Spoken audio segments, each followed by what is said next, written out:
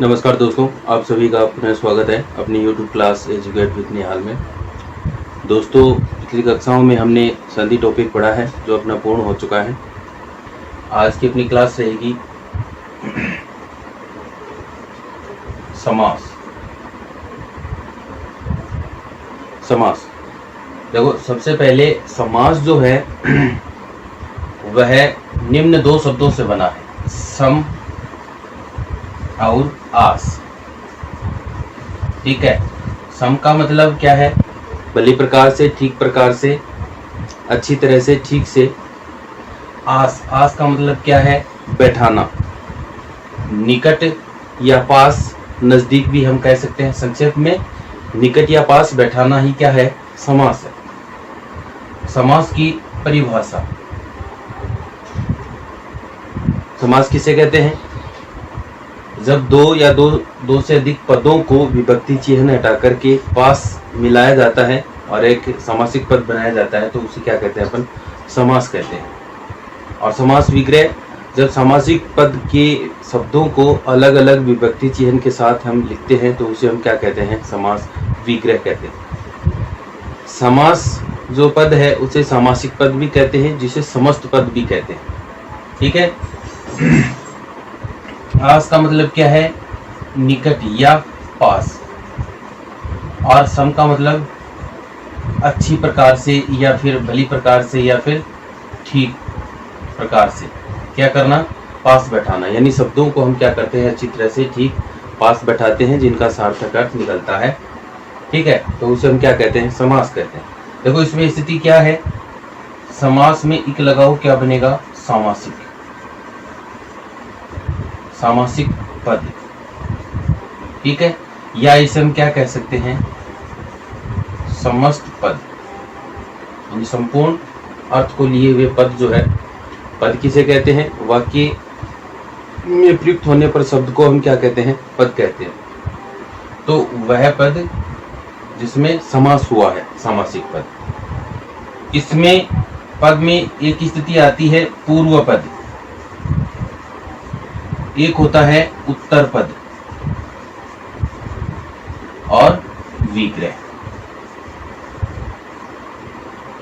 सामासिक पद, समस्त पद, पूर्व पद, उत्तर पद और विग्रह। उदाहरण देखो, जैसे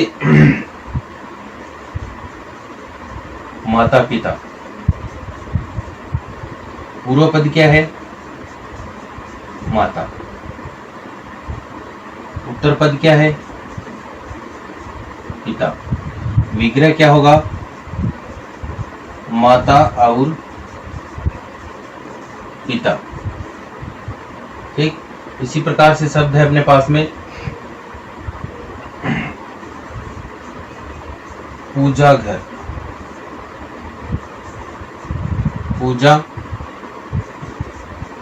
घर क्या लिखेंगे? पूजा के लिए घर।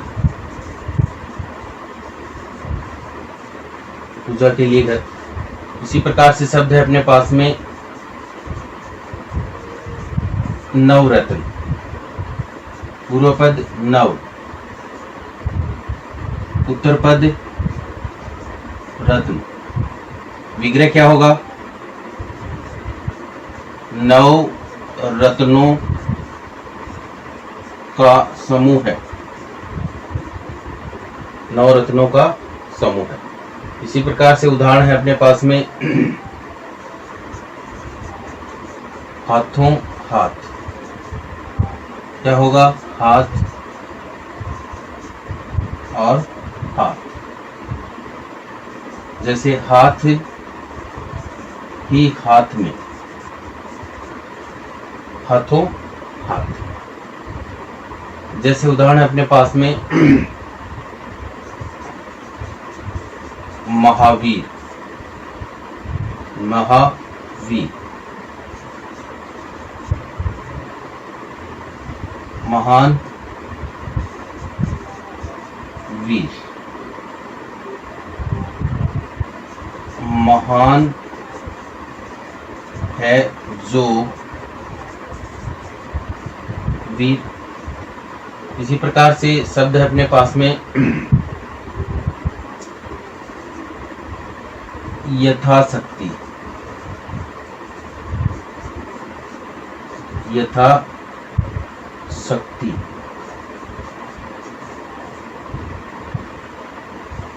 यथाशक्ति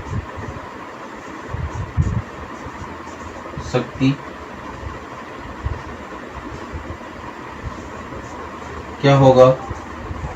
शक्ति अनुसार। तो इस प्रकार से जो है वह हमने देखा कि ये स्थिति जो है वो समासिक पद की है, यानी ये समस्त पद है, और इसमें जब हम विग्रह करते हैं तो उस स्थिति में एक पद होता है जो पहले आता है, उसे क्या कहते हैं? पूर्व पद। एक पद जो है वो बाद में आता है, उसे हम क्या कहते हैं? उत्तर पद। उत्तर यानी बाद वाला पद। विग्रह है जिसमें विभक्ति चिह्न के साथ जो है वो हम शब्दों को लिख देते हैं, समास विग्रह होता है। समास विग्रह के समास के जो हैं वो हमारे पास कितने भेद हैं? समास के हमारे पास भेद हैं 6। कौन कौन से? NCERT के अनुसार जो है वो 6 भेद माने गए हैं। कौन कौन से हैं? सबसे पहला है अपने पास में अव्ययीभाव समास, जिसमें अव्यय होता है या फिर उपसर्ग होते हैं, अव्ययीभाव समास। तत्पुरुष समास, तत्पुरुष समास, यह कारक चिह्न, कारक विभक्ति के आधार पर जो है वो इसमें समास के नाम बनते हैं, जिनमें कर्ता कारक और संबोधन कारक को छोड़कर शेष कारकों के नाम से जो है वो तत्पुरुष समास बनता है। इसी तरह से समास अपने पास में द्वंद्व समास। अगला समास है द्विगु समास। अगला है कर्मधारय समास, और अंतिम है बहुव्रीहि समास। तो इस प्रकार से समास के जो है वो निम्नलिखित 6 भेद किए जाते हैं। दोस्तों आज की क्लास में इतना ही पढ़ पाएंगे, शेष जो है वो अगली क्लास में पढ़ेंगे। आज के लिए इतना ही, धन्यवाद। दोस्तों यदि क्लास पसंद आती है तो लाइक करें, शेयर करें और सब्सक्राइब करें।